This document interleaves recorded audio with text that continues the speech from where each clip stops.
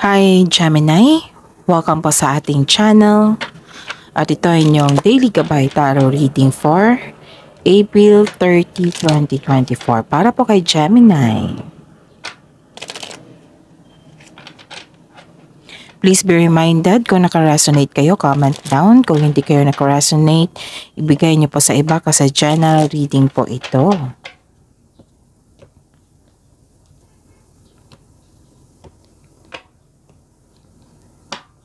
Gamitin ang reading na ito bilang gabay lamang. Balik po kayo dito bukas para sa ating Daily Gabay Tarot Reading. Please like, subscribe, and click the button for notification para updated po kayo sa Daily Tarot Reading natin.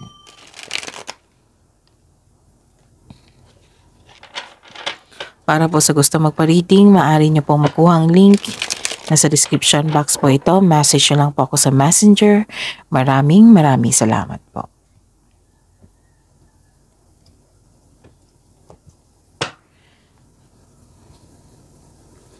Spirit Guide, maganap po sa araw na ito ngayong April 30, 2024 para po kay Gemini. I need 3 cards po.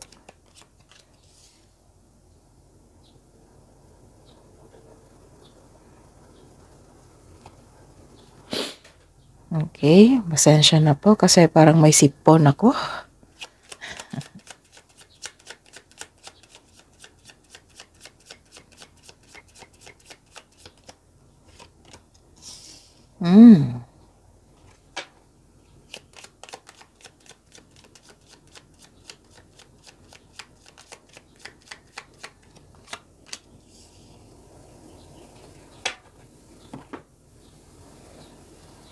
Kuha tayo ng mensahe.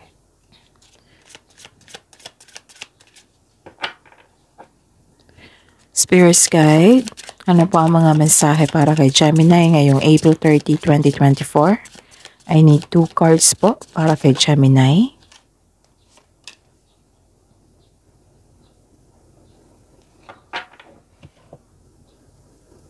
Ayusin ko lang po yung camera.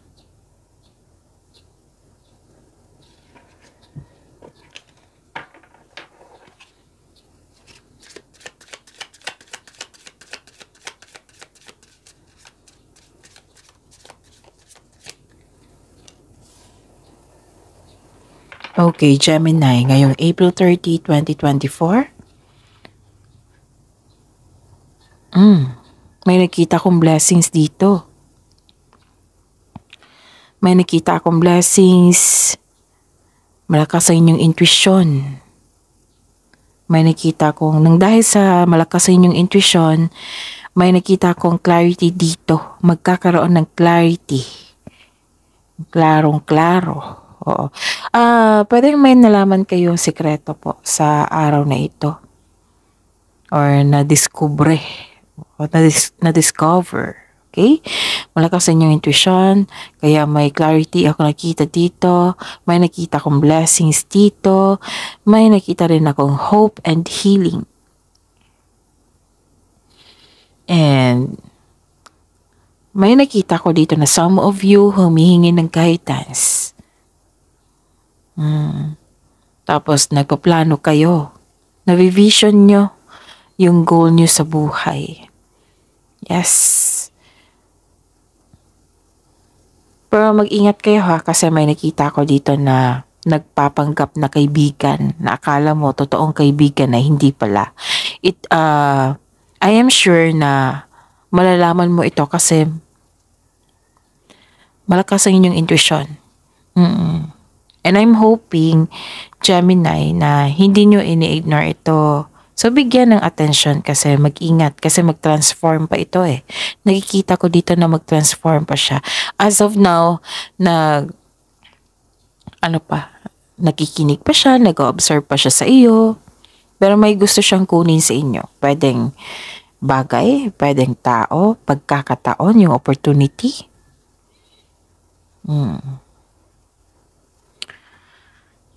May balak siyang manloko eh. Mahilig itong manipula. Very sneaky, clever. Ayun. Pwede din na busy kayo ngayon sa inyong trabaho. Ang hirap nito kasi may nagpapangkap na kaibigan, no? Tapos, ayun, baka may attachment na eh. Okay? Tapos, may nakita rin ako dito nag-observe sa inyo sa trabaho. Ingat na lang po. Kasi magta-transform pa ito eh. Sasabihin ko dito, kung mag-transform na siya. Okay? Tapos may nakita din ako dito na may kausap ka, companion. Regarding sa mga nangyari na may taong hindi totoo sa inyo. Nagbigay ka ng tiwala sa kanya. Pwedeng bagong kaibigan to ha. May bago kayong kaibigan ngayon na happy kayo. And some of you na hard as katiwala. Pwedeng may bago kayong pet ngayon. Mag-ingat lang po kasi baka isang tao lang ito nagpanggap na maging kaibigan or nag-share ka sa kanya kasi may taong hindi totoo sa inyo. And the message for you, you are going in the right direction. So just keep moving forward. Okay. So you are on the right track. Nasa right path po kayo. Patuloy nyo lang makinig sa inyong intuition. Okay? Listen to your intuition kasi ito yung magtuturo sa inyo patungo sa success. So please know, Gemini, you're going in the right direction. Just keep moving forward, sabi ng card niyo po. And seize every minute. Again, seize every minute. Embrace each moment with purpose. For time is a precious gift on your journey of self-discovery. Okay? Spirit's Guide, ano pang energy ni Gemini ngayong April 30, 2024?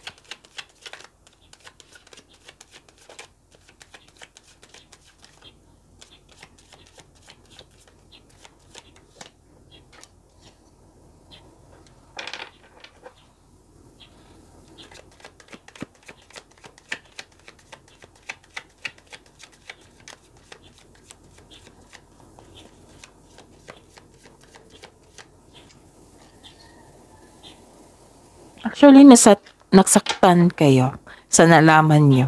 Kasi may clarity na ganap, diba? May taong hindi totoo sa inyo. Nasaktan kayo. Akala mo siguro na totoo siya, pero nadiscover mo, nagkaroon ng clarity na hindi pala siya totoo.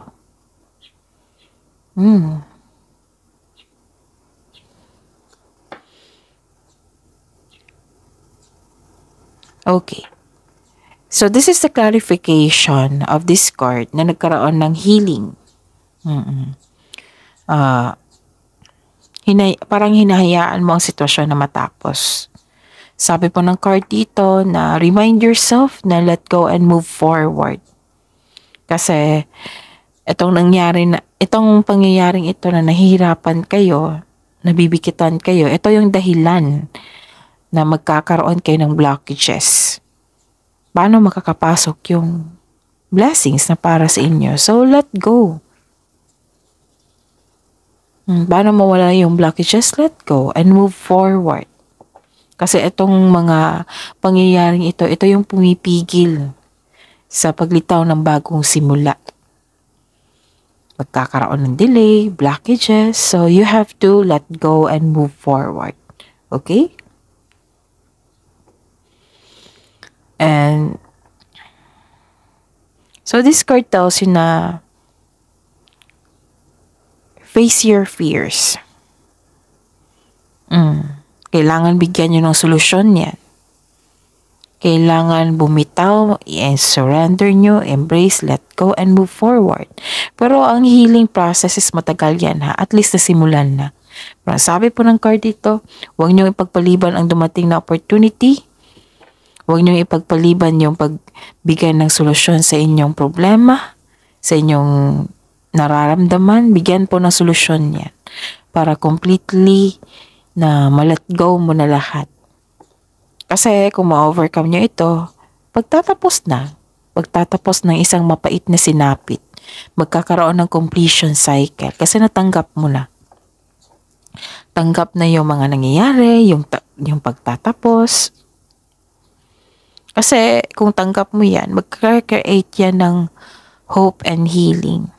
So this is a clarification of your cards here. So accept and learn the past situation, okay? Sobra kang nasaktan dito eh. May nakita nga akong third party situation dito, third party issue. Yes. Kasi may naulit na naman kayong problema. Sabi nga ng card nyo na asikasuhin, find a solution para hindi na maulit. Kasi hindi naman pwede na paulit-ulit na lang kayo masaktan. Hindi nyo deserve yan. Deserve nyo maging masaya.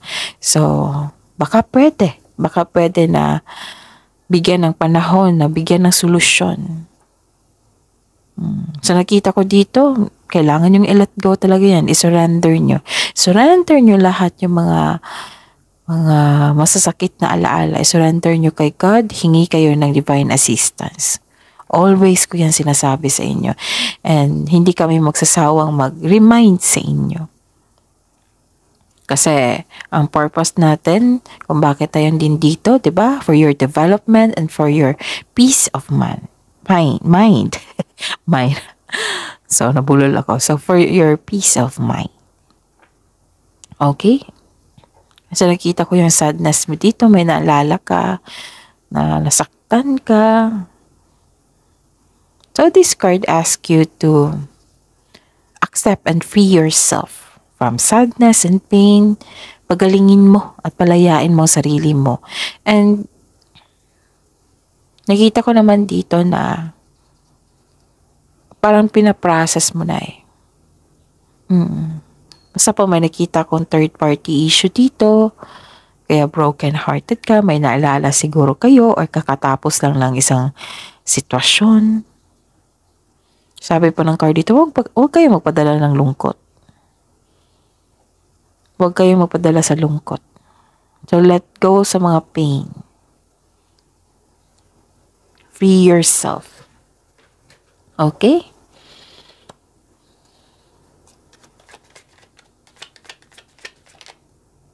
I guess may nagpaalala sa inyo regarding sa past. Kung gaano kayo na nahihirapan noon.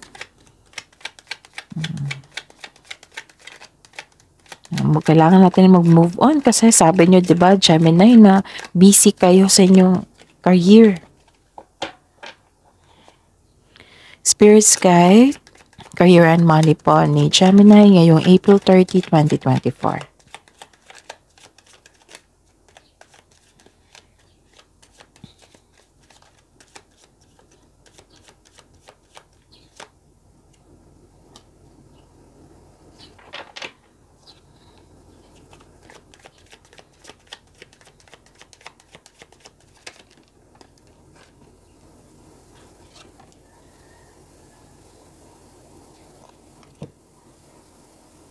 Okay. By the way, Gemini, this is your April 30, di ba? Last 10 days. What I meant is ika-10th day ng sponsored reading requested by Miss M. Okay? So, supportahan niyo po from April 19. Maraming salamat sa mga nag-support from April 19 to April 30. Sa mga hindi ba nakapanood, panoorin niyo po kasi may makukuha kayong karagdagang mensahe doon na magsilbing gabay po sa inyo.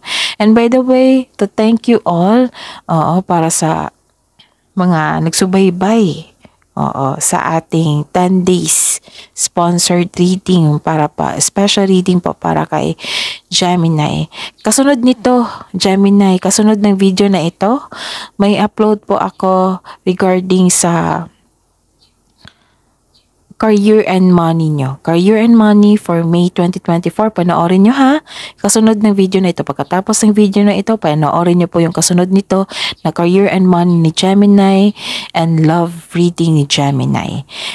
Puro po iyon May 2024, monthly Gabay Tarot reading sa career and money. Focus sa career and money. At isang video para kay love reading. Oo. Gemini yan. Gemini love reading May 2024. Gemini career and money May 2024. So panoorin nyo ha pagkatapos ng video na ito. Sa mga hindi pa nakapanood, sa mga April 19 to April 30, April 30, panoorin nyo po. April 29 pala. Kasi April 30 ngayon. So, panoorin nyo po. Again, maraming salamat po. Maraming salamat po sa nag-sponsor, sa mga nag-support sa video. Okay? Ngayon. So, sa career and money ni Gemini, may tagumpay ako nakikita dito. Yes. Actually, this is a clarification na mataas ang inyong intuition, malakas ang inyong intuition. May nakita rin ako dito nag-self-study. Nag-self-study kayo. Siguro nag-research kayo para may matutunan kayo. May nakita kong changes. May na-receive din kayong wisdom message. This is a clarification of your card here. Diba? May sabi ko kanina dito, nagkaroon ng loyalty and support. Nasabi ko ba? Loyalty and support from your family and friends. So, this is a clarification also na meron. Okay? Nagkaroon ng common sense, nagkaroon ng awareness, kasi malakas ang inyong intuition. Follow your intuition in making financial or business decision. Know that the answers are already within you. Nasa inyo na po yung sagot, sabi po ng card. Huwag kayong umasa sa opinion ng iba. Unahin nyo yung sarili nyo. Trust yourself. Okay? Trust yourself and follow your intuition. Go and connect to your divine guidance. And, ayun. May malalaman kayong sekreto regarding sa career and money nyo ha. May malalaman kayong sekreto. Pwede mula sa isang tao na kasamahan nyo dyan sa trabaho. Makinig po daw kayo sa inyong intuition. Sabi po dito, and this card advise you to clear your mind and ask your heart for the answers you seek. Kasi, yung sagot, sabi ko kanina, yung sagot, nasa inyo na po. Basta magtiwala po sa inyong boses, magtiwala sa inyong sarili. Trust your own counsel first. Okay? May nakita ko ditong celebration. Anong celebration ito? Gemini. May nakita kong celebration dito eh. Pwede din, reunion. Pwedeng togetherness. Pwedeng nagsama-sama kayo, nagkaroon ng harmony. Kasi nagsama-sama kayo sa isang proyekto sa trabaho. May ganap na groupings or collaboration dyan sa trabaho mo or sa negosyo. So, sabi ko nga sa inyo, 3 card na po nagsabi dito na buo ang suporta ng mga tao dyan sa inyo, even your family. Pwede magkakaroon ng company outing. Yung outing na kasama yung mga kasamahan dyan sa trabaho. Celebrating with good friends or family is what you need most right now. Spirit's Guide. Love, life, self-love, partnership, and romance ni Gemini.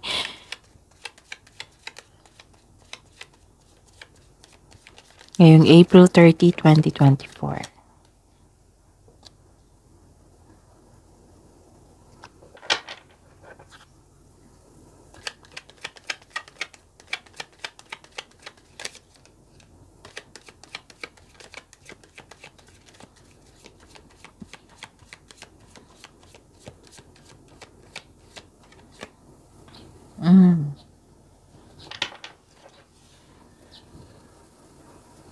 Parang may tampuhan ako nakita dito. Nung nakarang araw pa to si Gemini nagtampo sa isang tao. May tampuhan na nagganap.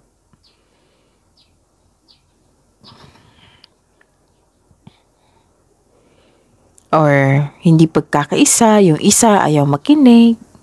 Ganun. Marahil may break up dito or disconnection. Kasi nasaktan ka din dito 3 card na nagsabi dito.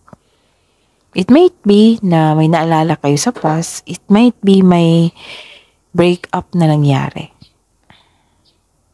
Pwede din na iniisip mo ha, yung sabi ko kanina, may iniisip kayo na isang tao na nag-waste time and nag-waste yung time mo sa kanya, ganun. Like nag-invest ka ng effort and time. Akala mo siya na pero hindi pala. May tampuhan dito or separasyon or kasi nagkaroon ng away.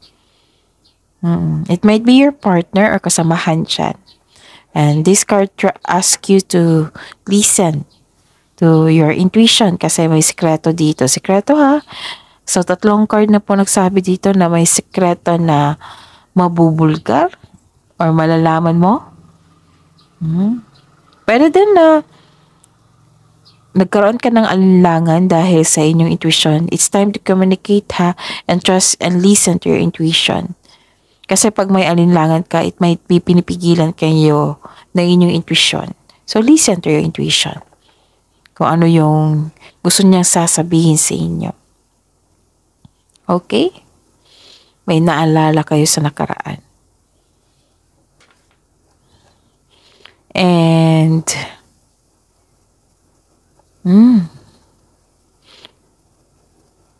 okay. So, naalala to. I consider naalala sa nakaraan and may nagtampuhan dito. And at the end of the day, may nakita naman ako dito na makokontrol na ang sitwasyon. Magiging okay din kayo. Na-overcome nyo itong pakiramdam na ito. It might be nag-usap kayo. Kasi you are inspired dito in action. Okay? So, ayun, that is your reading for today, April 30, Gemini. Maraming salamat po ha. From April 19 hanggang April 30, hindi nyo ko iniwan. Please like, subscribe, and click bell button for notification para updated po kayo sa daily tarot reading natin. Maraming salamat po.